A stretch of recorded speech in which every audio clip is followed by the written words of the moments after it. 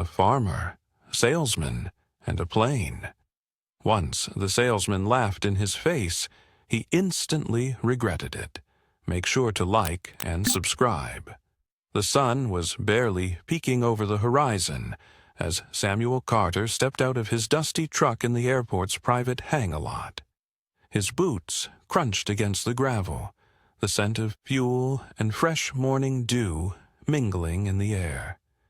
The hum of nearby aircraft engines set a backdrop for what Samuel hoped would be one of the most important days of his life. He adjusted his wide-brimmed hat, the same one he'd worn for decades working the fields. His denim shirt and weathered overalls hinted at long days of labor, the kind of work that left hands calloused and shoulders strong. Samuel was no stranger to skepticism or sideways glances, but today was different. He was here to fulfill a vision, one born from years of hard work, determination, and a dream to revolutionize his business. Walking into the hangar, Samuel was greeted by gleaming jets lined up like trophies, their polished surfaces reflecting the golden morning light. Inside, a few suited men milled about, deep in conversation. As Samuel approached the reception desk, a tall man in a crisp gray suit caught sight of him. His eyes darted to Samuel's boots, then back up, taking in the faded clothes and straw hat. The man's polite smile wavered for a fraction of a second before he approached. "Good morning," Samuel said, extending a hand. "I'm here to see about buying a jet." The man's brow lifted, his smile tightening. "You're here to buy a jet?" His tone was carefully neutral, but the poor said more than words ever could. But Samuel had faced doubt as before, and he knew exactly how to handle what was coming next. Samuel wasn't always the man walking into an airport hangar to buy a jet. He'd built his life from the ground up, literally. Born and raised in a small farming town in rural Mississippi, he grew up watching his parents struggle to keep their farm afloat. They'd taught him two things that stuck. Never let your circumstances define you, and always find a way to adapt. By his early 20s, Samuel had inherited the family farm. The fields stretched wide, but the profits were razor-thin. For years, he poured every ounce of energy into finding ways to survive.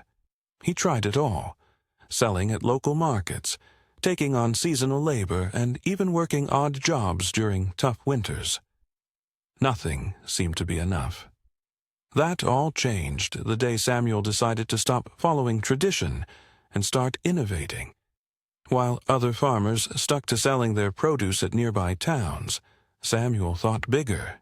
He realized that if he could ship his crops to cities across the country, he could cut out the middleman and reach more customers directly. It wasn't easy. Banks didn't trust him, neighbors called him foolish. But Samuel pushed forward. His first big break came when he secured a contract with a grocery chain in Dallas. Samuel invested in refrigerated trucks, hired workers, and built a small empire. Over the next decade, he expanded beyond crops, adding dairy and meat to his operation. By the time he turned 50, his farm was supplying food to over 10 states, with customers relying on him for fresh, quality products. Now, at 57, Samuel had another bold idea: direct delivery by air. The jet would make it possible to transport his produce faster than any competitor, giving him an edge and ensuring freshness like never before. To Samuel, the jet wasn't just a luxury, it was a tool that could elevate his business to a new level. But stepping into a space dominated by corporate executives and millionaires, Samuel knew he wouldn't look the part that didn't matter to him. His success wasn't measured by his clothes or how he looked. It was measured by the lives he'd touched, from his workers to the families eating the food his farm produced. Back in the hangar, the salesman's eyes darted to Samuel's boots again, this time lingering on the mud caked around the edges. "And what kind of jet are you interested in?" he asked, his tone polite but edged with skepticism. Samuel smiled, the kind of smile that carried the weight of 1,000 sunrises over the fields. "Something reliable," he said, "that can carry fresh produce across the country without a hitch." But the salesman's reaction was far from encouraging, and Samuel could sense the storm brewing. Just beneath the surface, the salesman cleared his throat, adjusting the cuff of his perfectly tailored sleeve. His name tag read Elliot Blake, and everything about him, from the shine on his shoes to the precision of his haircut, screamed sophistication. Elliot gestured toward the showroom area, where sleek jets rested like museum pieces on polished floors. "Well, Mr. Carter," he began, emphasizing the name as if he wasn't sure it belonged to Samuel, "these aircraft are designed for a particular clientele. Are you certain this is what you are looking for?" Samuel didn't miss the hesitation.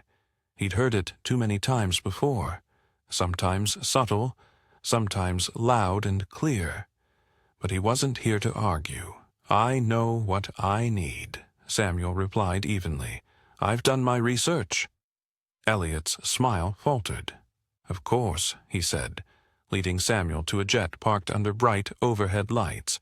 "This is the Maverick 300. It's ideal for business use. Seats 8 comfortably, with excellent cargo capacity. Starting price is $3.5 million. The way Elliot said the number, it was as though he was daring Samuel to flinch. Instead, Samuel nodded thoughtfully, stepping closer to the jet. He ran his hand along the smooth exterior, his fingers tracing the craftsmanship. "How much weight can it handle?" Samuel asked, his voice steady. Elliot hesitated. "It depends," he said carefully, choosing his words. "Most of our clients use it for executives and their luggage. Are you sure it's suitable for your needs?" Samuel turned to face him, his expression calm but unyielding. "I'm transporting produce, not passengers. The weight specs are critical." Elliot blinked, clearly thrown off produce. He repeated the word hanging in the air, as if it didn't belong in the conversation. He glanced at Samuel's boots again, the faintest trace of disdain flickering across his face. "Mr. Carter, this is a luxury jet. It's not exactly a delivery truck." The words stung, but Samuel refused to let it show. He knew Elliot's type. Men who measured worth by the cut of a suit, the gleam of a watch. Men who couldn't imagine a farmer walking into their world with more than just dirt on his hands. But Samuel also knew something else. Men like Elliot rarely saw the full picture. "I'm aware of what it is," Samuel said firmly. "That's why I'm here." Elliot raised an eyebrow, but before he could respond, another man approached, dressed in a similar suit, but with a friendlier demeanor. He greeted Elliot with a quick nod before turning to Samuel. "Good morning," the newcomer said. "I'm Tom. Can I answer any questions for you?" Samuel shook his hand. "Samuel Carter. I'm interested in purchasing a jet for business transport. I'd like to know more about this one." Tom glanced at Elliot, sensing the tension but choosing to ignore it. "Of course, Mr. Carter. The Maverick 300 is an excellent choice. It's versatile and has a maximum cargo capacity of 2,500 pounds. Would you like to step inside for the first time?" Elliot looked genuinely uncomfortable. Samuel could feel the shift in energy, but decided to stay focused. "Yes," he said, gesturing toward the jet. "Let's look." But as they climbed the steps into the sleek cabin, Samuel couldn't shake the feeling that this was far from the end of Elliot's doubts, and he was prepared to face them head-on. The cabin was pristine, with leather seats that gleamed under soft interior lighting. The layout spoke of wealth and convenience, seating for a handful of people, Polish tables for in-flight work, and enough space to stretch out and enjoy the ride. Tom guided Samuel through the features, explaining everything from the onboard navigation system to the fuel efficiency. "Impressive," Samuel said, his tone thoughtful. He ran his hand over the armrest of one of the chairs, imagining the crates of fresh produce he could load and the cities he could reach. Elliot lingered near the door, his arms crossed. He wasn't bothering to mask his skepticism anymore. "You'd need to make some modifications," he said sharply. "Jets like this aren't typically used for hauling produce." Samuel turned to face him, his expression calm but piercing.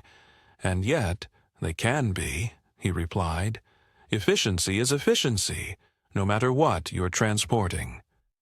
Tom cleared his throat, sensing the tension. "It's true," he said, stepping in. "We've had clients customize jets for various business purposes. It's all about meeting your needs, Mr. Carter." Samuel smiled slightly, appreciating Tom's professionalism. But he knew Elliot wasn't done. "And what kind of operation are you running, Mr. Carter?" Elliot asked, the words laced with thinly veiled condescension. "If you don't mind my asking." Samuel paused, considering his response. He could have easily dismissed the question, but he decided to let his story speak for itself. "I own and manage Carter Farms," he said, his voice steady. "We supply fresh produce, dairy, and meat to grocery chains across 10 states.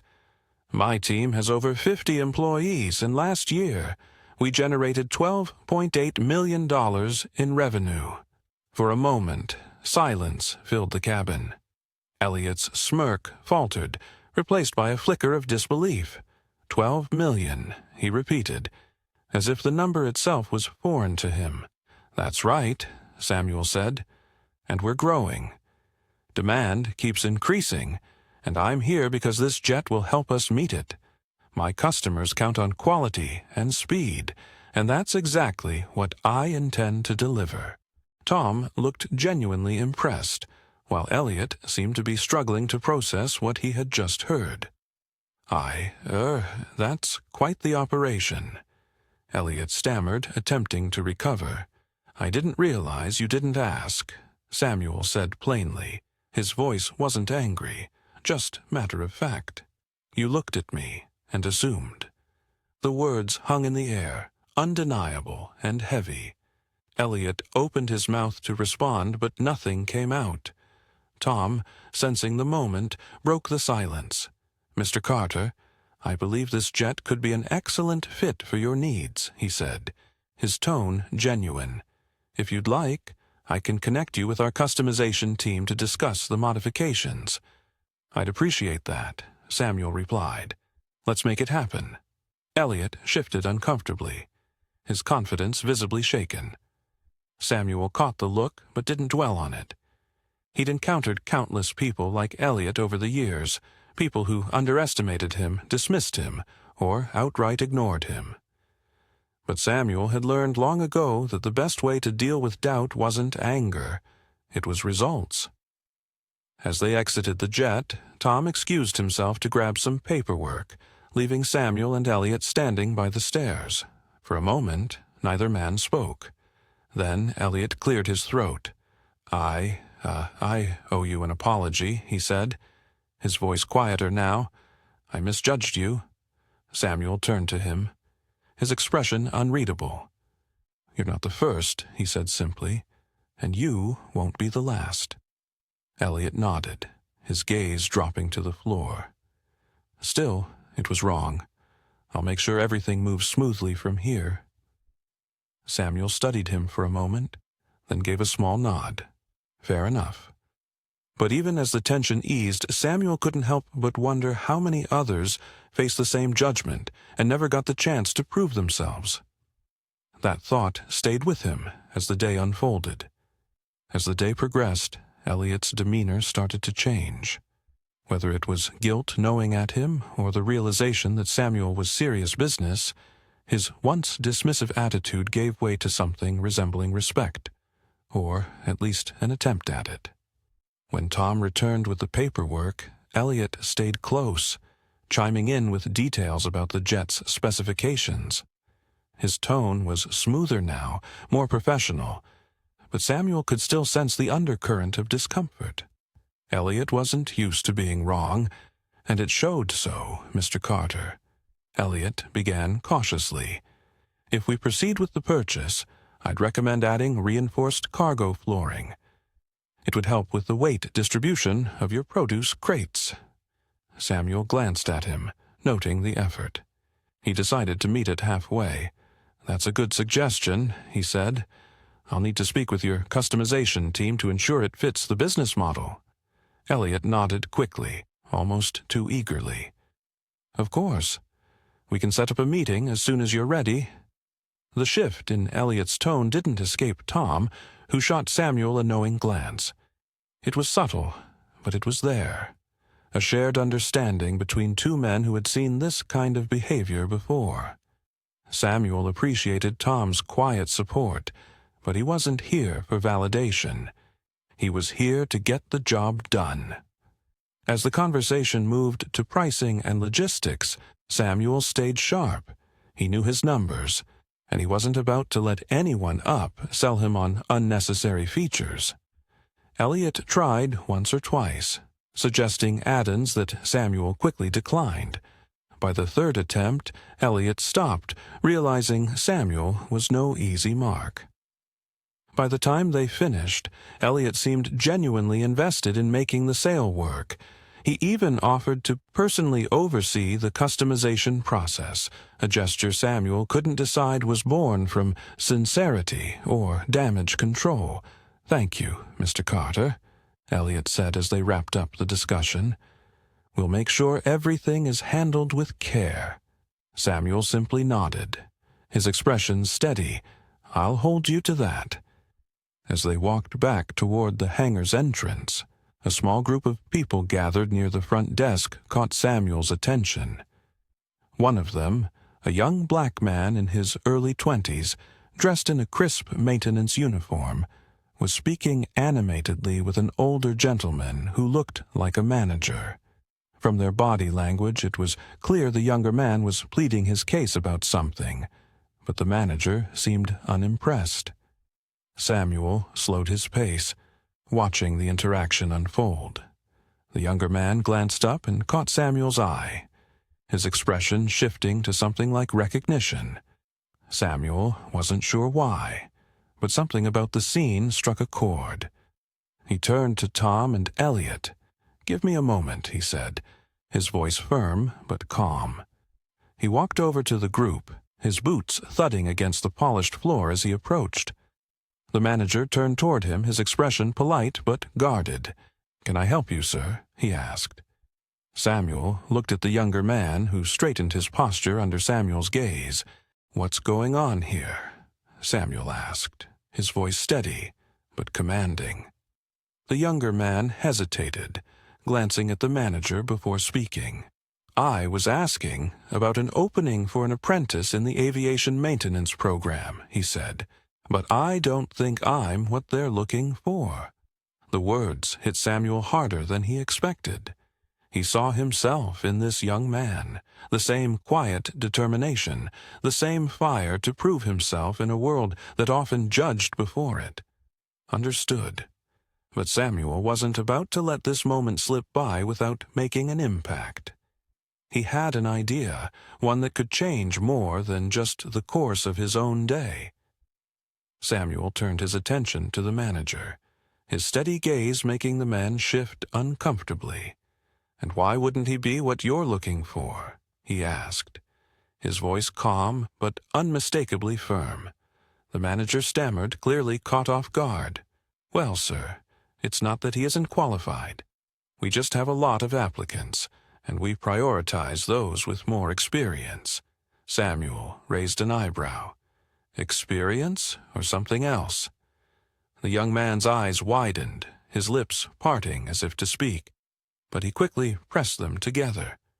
Samuel could see the conflict in his face, the urge to defend himself clashing with years of being taught not to make waves. "What's your name, son?" Samuel asked, turning to the young man. "Derek," he replied. his voice steady despite the tension. Derek Porter. Plus, well, Derek, Samuel said, loud enough for everyone in the area to hear, I don't know much about aviation maintenance, but I do know talent and determination when I see it. And you've got both. Derek looked stunned while the manager fidgeted uncomfortably. Samuel turned back to him. I'm purchasing a jet from this hangar, a jet that will need maintenance. Now, if I'm going to trust your team with my investment, I want to know you're giving opportunities to people who are willing to work for them. The manager's face turned red, but he quickly composed himself. Of course, sir, he said, his voice tight. We'd be happy to reconsider Derek's application. Samuel nodded, satisfied but not fooled. He turned back to Derek. I've been in your shoes, he said quietly. Don't let anyone tell you what you're worth. If they won't give you a chance, find someone who will. Derek nodded, his expression a mixture of gratitude and determination. Thank you, sir, he said. I won't forget this. Samuel offered a small smile. Neither will I. As Samuel walked back toward Tom and Elliot, he could feel their eyes on him, the unspoken questions hanging in the air. He didn't offer any explanations. He didn't need to. Everything squared away? Tom asked, trying to lighten the mood. Samuel nodded, just tying up loose ends. Elliot looked like he wanted to say something, but stayed silent. For the first time all day, he seemed genuinely reflective, as if the events had shifted something deep within him. As Samuel stepped outside, the crisp air hit him, carrying the faint scent of jet fuel. He looked up at the sky, his mind racing not with doubts, but with possibilities. The jet wasn't just a tool for business. It was a statement, a symbol of what could be achieved when you refuse to let others define your limits. But for Samuel, the real victory wasn't the jet. It was knowing he'd made a difference in someone else's journey, just as others had done for him long ago. As Samuel drove away from the airport, the weight of the day began to settle over him. The deal was done. The jet was his. But that wasn't what stayed with him. It was the look on Derek's face, the flicker of hope that Samuel had recognized all too well. He knew how rare it was to have someone believe in you when the odds seem stacked against you. He thought back to his own journey, the countless times he had been underestimated, dismissed, or outright ignored. Yet here he was, a farmer from Mississippi, about to use a private jet to transport fresh produce across the country. Not because he'd fit the mold of what success was supposed to look like, but because he'd refused to let others define his worth. Success wasn't just about the money or the achievements. It was about the lives you touched along the way, the people you lifted when no one else would. And Samuel knew that his story, his presence, and his choices had the power to shift perspectives, even if just a little. That was the lesson he hoped others would take from his journey. Resilience wasn't about ignoring the doubters. It was about proving them wrong. And humility wasn't about staying silent. It was about letting your actions speak louder than their judgments. Samuel had come to the airport for a jet, but he left with something far more valuable, a reminder that every step forward could pave the way for someone else. To all those watching, remember this: you are more than what the world sees. Your dreams are valid, your work is meaningful, and your perseverance will always matter. If Samuel's story inspired you, don't forget to like, share, and subscribe. And most importantly, never stop believing in your worth.